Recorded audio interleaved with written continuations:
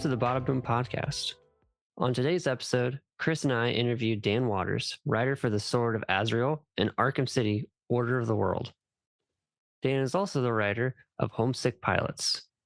We talk with Dan about how all characters, even villains, are human and how he keeps this in mind when writing. Listen in to hear more. Hey, what's up?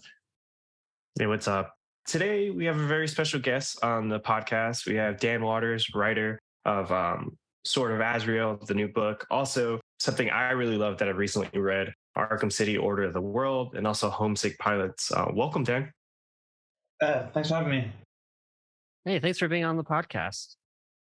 So, with these last two DC books that you've done, what's pretty cool is that they're very connected in a lot of ways. In terms of getting involved in the world of Batman, what was that like? Did you pitch DC or did they come to you about working with these characters? A bit of both, I guess. My editor on both of those books is Ariana Totoro, who had been one of the associate editors at Vertigo back when Vertigo existed. And she had been sort of taking point on quite a bit of Lucifer, which I was writing over there. So that was kind of my inroad. So when they were looking at blowing up Arkham Asylum and they were sort of thinking about maybe what might happen to some people that might have escaped, she came to me. Yeah, and in terms of the aftermath of A-Day and stuff, how did you put together those characters, those cast of characters? Because they're very specific. They're not the usual suspects that you usually see in some of the Bat books. They're, some of them are a little bit more obscure. There's characters like Azrael that's obviously really popular and Professor Pig, but, you have the 10-Eyed Man, some other characters. You have, this character, Dr. Joy. How did you come up with that cast? Really, it was from kind of looking at what we wanted to explore with that book. The sort of idea that the Arkham Asylum is quite an antiquated system and quite an antiquated, even the name, they haven't been called asylums for quite a long time. They're generally hospitals or clinics and things like that. Asylum is a word with a lot of stigma, and Arkham never seemed to have quite got the message.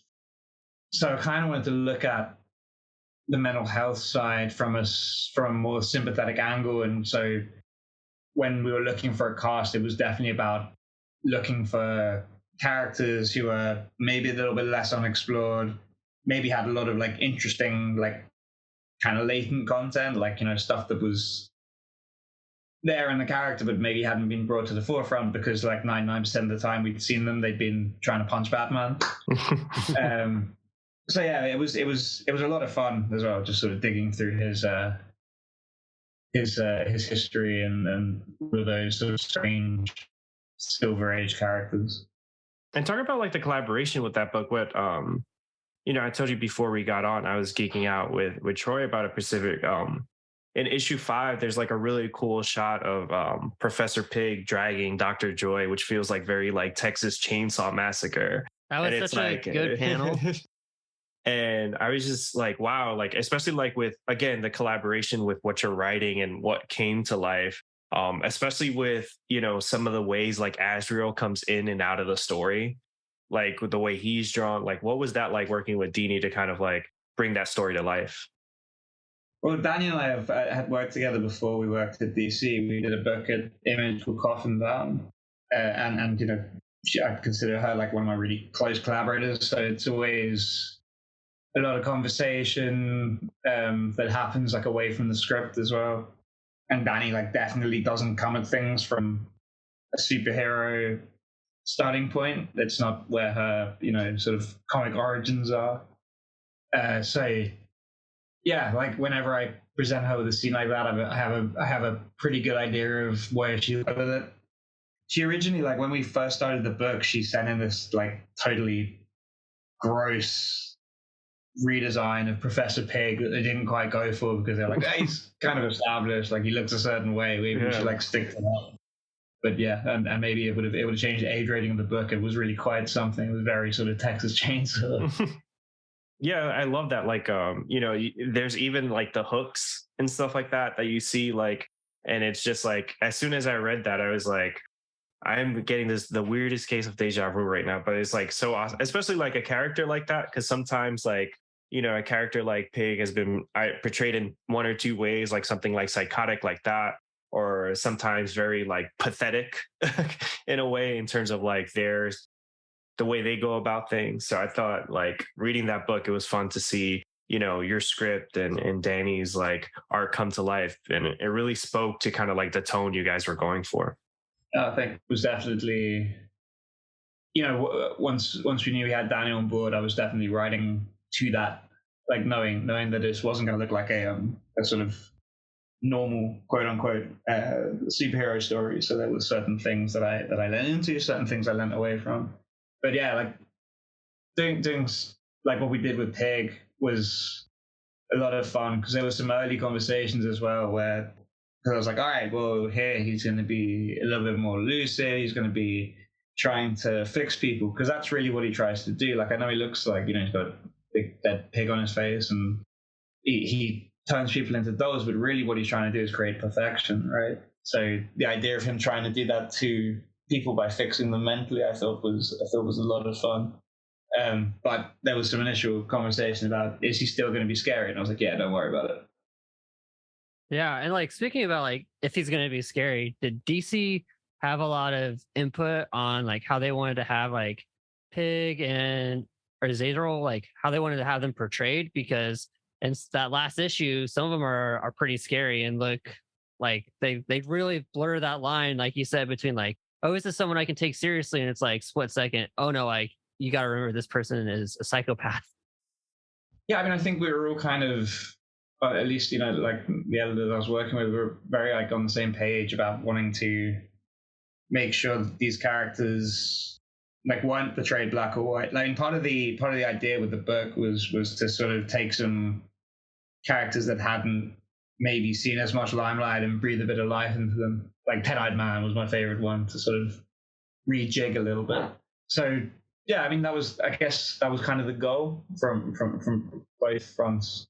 There was definitely like some conversation about, we're trying to portray sort of like mental health issues and things like that, and doing that in a way which is sympathetic, but remembering that these are still dangerous people. These are still scary people to most, right? But like, I think that's part of the appeal. That's part of the thing that makes it an Arkham book. That duality was interesting too. I think what's really cool is seeing, Dr. Joy's journey too, because even the way she's depicted in the art towards the end is pretty great. You see her in her eyes where she's just like super tired by the end of it. And obviously, she's sort of in a lot of ways sort of given herself like, hey, like I may not be able to cure these people, but I was able to give the 10-eyed man maybe this fleeting sense of freedom. And what was that like? Obviously, like that's a hard balance, to talk about, the mental health side in a way of like, hey, these are people that actually have, a health issue, but also these are killers. These are people that, in a lot of ways may not be able to be helped in some capacity. Yeah, I mean, I guess it's just trying to make sure you treat them as humans.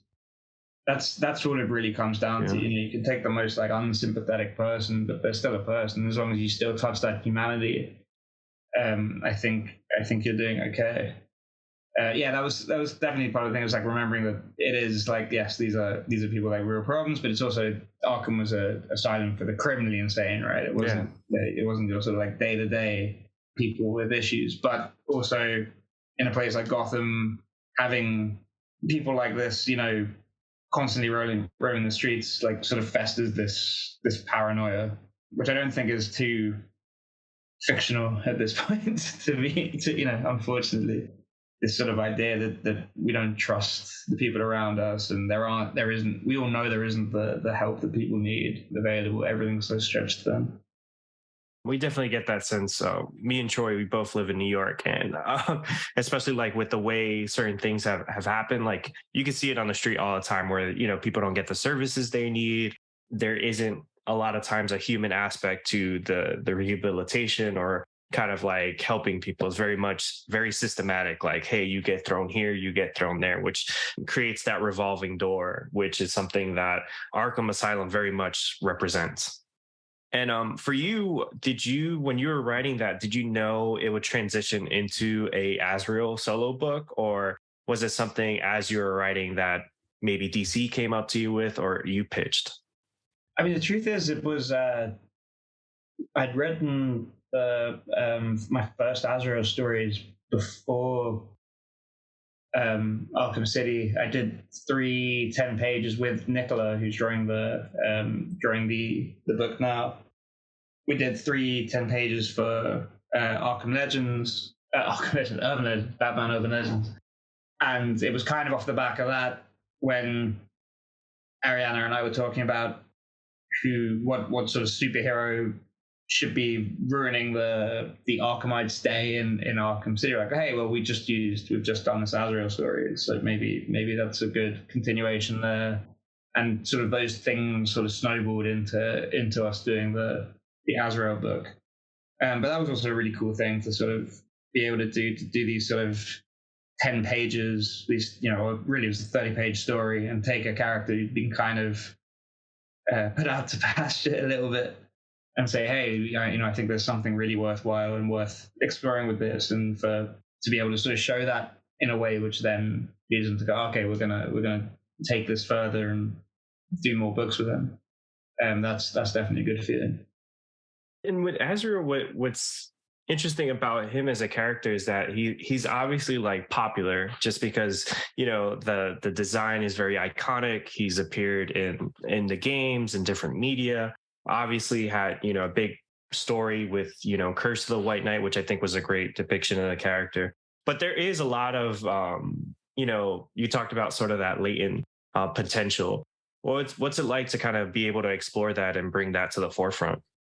I mean, it's just one of those characters that I've always had a lot of thoughts about. He's sort of Catholic, brainwashed, innocent guy who turns into this killer for a cult whenever he puts the mask on. And I was raised not by a cult, but I went to a very Catholic school and had that very sort of like, I was exposed to a lot of that stuff, and I'm really fascinated by it all and how it sort of affects people and how it is deeply ingrained into people.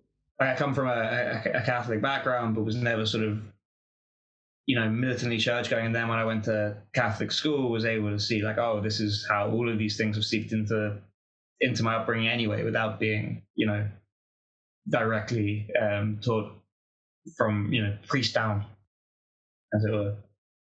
Yeah, I had a similar actually upbringing too, where I had to go to a very, very Christian school and all that stuff. And like as I got older, I was like, oh, there's different layers to all these things where it's like, this isn't what everyone else does, or this isn't like the normal aspects of it. And I kind of see some of those things a little bit more. I mean, it's only the first issue, but I can see a little bit in the first issue.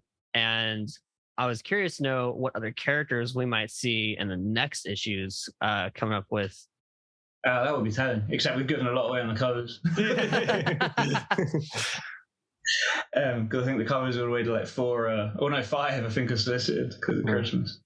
But yeah, I mean, I think it's an interesting thing to sort of like dig into his. Like, I thought John Paul, Azrael's own faith is a little bit less explored than mainly it's been sort of treated as, okay, he's this regular guy, and then when he puts on the mask, he's this killer who believes he's an angel. It's like, okay, but what about the guy? Like, what does he actually believe? He must have been raised in some version of this faith, just sort of by default. So what does he believe, and how does that square with what Azrael thinks, what this like system within him tells him to do? So having him sort of like grapple with those two sides of faith, the sort of more positive end of it, and the fire and brimstone manipulated end, which both have always existed. Like when I was younger and going through that stuff and going to the school and getting sent to mass every week, I was very like militantly anti it and very sort of antagonistic, and as sort of smugly atheist as you can hope to be. And as I've gotten older, a lot of that's softened into a sort of deeper fascination rather than a repulsion, and just being interested in how that shapes people, both ends of it, whether you really believe it or if it's forced down your throat. I think both of those things are, there's so many aspects to faith and how it's shaped the world, how it shapes people, how it gives sort of a lot of hope to people. Like I think there's a thing where there is a lot of people who get very sort of like smug in their atheism because they'll look at all the bad things that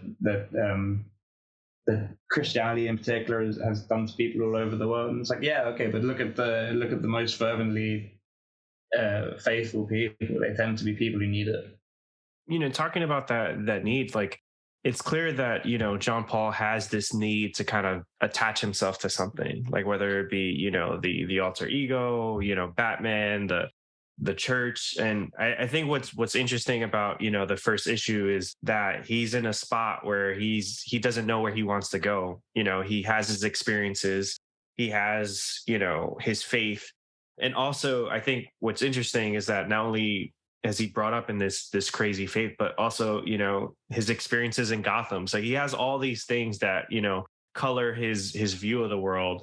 And what's that like to kind of write, being that he's someone, he has so many different layers to him, whether it be his alter ego, but also when he puts on that mask, he's very much firm in what he's doing. He's like, I'm gonna kill, I'm gonna kick ass. But then when he's out of it, he's very much questioning who he is, his place in the world. So is that fun to write? Because I think like reading it, it's like, it's cool because you're just like, I always looked at him as a character as just someone that looked badass. Like whether it be like the covers he was on, the way Joe Quesada drew him.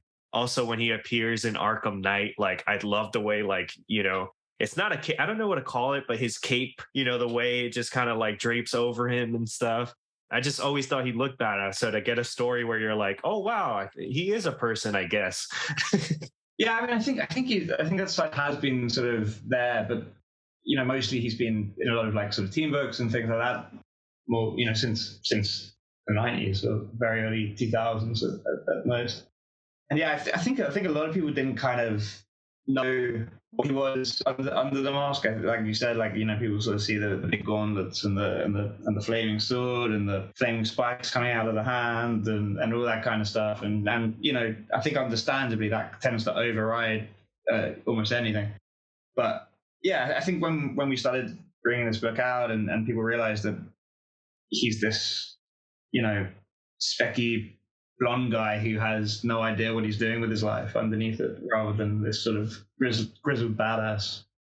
Yeah, to write it's definitely a lot of fun in that you get sort of have your cake and eat it. In that he's a very rich, deep character with all of this history, which is always part of the thing I like about writing these kind of characters, like writing DC characters, is that you are approaching characters that have all of these layers that have been put there before you ever touch them, and it's about exploring that rather than building something from the ground up. And it feels like it has weight, it feels like it has depth, and that's half your job's done for you already. But then with Azrael, you've also got the side of it where he puts on the mask and then he just gets to sort of utter badass one-liners and try and chop people's heads off. Yeah, and speaking of like, again, I always thought he was just a badass. What was cool about Arkham City is that he very felt like a ghost, the way he kind of came in and out of the story. So I appreciated that too, because he was scary in a way, just because, John Paul wasn't in it at all almost. Yeah, that was definitely by design. Like we'd done sort of John Paul's point of view in the Urban Legend stories. And I was like, okay, and this story is Arkham City. I very much intended for it to not be a Bat book in any way that it could sort of be accused of. It wasn't about Batman or any of Batman's friends. So John Paul was kind of, or Azrael was kind of as far removed, but we knew we wanted one of those characters to sort of represent that side of it, to represent what Batman feels like for these characters, this sort of thing that sort of hunts them down. And Azrael seemed like, since he was kind of designed to be that, he seemed like the most extreme version of that, but also a character which the reader probably knew less than any of the the sort of Robin-y characters, and that the characters in the story would know less, and one with less sort of limits. So that was definitely by design, that he was this kind of spectral thing that was just sweeping in and screaming at them. A Batman that could cut your head off. Yeah, exactly. God forbid. Apart from Sword of Azrael, we got more issues coming out. What's next for you? What else are you working on? Don't know what else is announced. You're allowed to tell us about. Yeah, exactly it. I've got a Martian Manhunter story coming out next month, I believe, in the Death of the Justice League stuff. That's awesome. Is it like one of those Dark Crisis like tie-ins and stuff? Yeah. Oh, Nice. Death of the Justice League. Yeah. It's in the Wonder Woman book.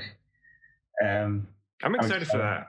I've been reading the Ostrander run recently on DC Infinite, and it's so good. I just read that issue where I think it might be 2 or 3, where he actually goes to Japan and he finds out like he's a cartoon and he transforms into a mech and stuff. Yeah, for like very convoluted reasons. He's like, I guess I'll turn into a mech and fight this. It's exactly why I love comics. So that's excited to hear you're working on that. I'm definitely going to pick that up. Yeah, that's another character I've wanted to get my hands on for quite a while. And I also have there's another Dark Crisis thing that I'm co-writing with Ron V and Alex Packnadell, which is the Deadly Green tie-in, which is going to show what all the sort of magicians are up to during the Dark Crisis. So we've just finished writing that. I'm excited for that one too. That's kind of everything I can talk about on the DC front. Yeah. But what you're working on yourself, obviously you have Homesick Pilots, which has been really successful. That's gone on. Is there any like creator-owned books that you're working on, or projects outside of comics that you're really excited about that you could talk about? Again, like what the can talk about thing is It's always the hardest part. Sticking point. I wouldn't love to drop you some exclusives, but I get my neck wrong. No worries. If it's something it's fine. But I always like to especially like it's always good to work on those characters that are established. That's kind of like where the passion comes from. But it's also good to kind of like talk about those things like, hey, I created this own thing. Like what I love about Arkham City, what you guys were able to do is like, if you took the IP, the character, like the actual thing, it's very much like a noir thriller. Like it works without being something set in the Batman universe. Yeah, I mean that was we wanted to sort of Dani and I wanted to take what we'd done in Gotham Bound and kind of transplant that into Gotham, which was. I always like that about Gotham, which is that it's robust enough that you can kind of transform it into anything. It's just a big city full of magical things and sci-fi things and people in spandex on the roofs. It's kind of all it is. But on the creator-own front, one thing I can kind of talk about at least is that I've been working for quite a while on a collaboration with Sumit Kumar, who drew These Savage Shores and Man Bat more recently. But it's also kind of mostly with Ram V and Lawrence Campbell. So it's a kind of bigger, more ambitious project that we're all very excited about. And I think that will be announced in the next few months. Congrats, man. That's awesome. I've been loving Round V, Swamp Thing, and obviously Detective has gotten off to a really good start. So I'm excited to read those. But yeah, thanks for coming on. And with that, guys, bada boom. Bada boom. Bada boom.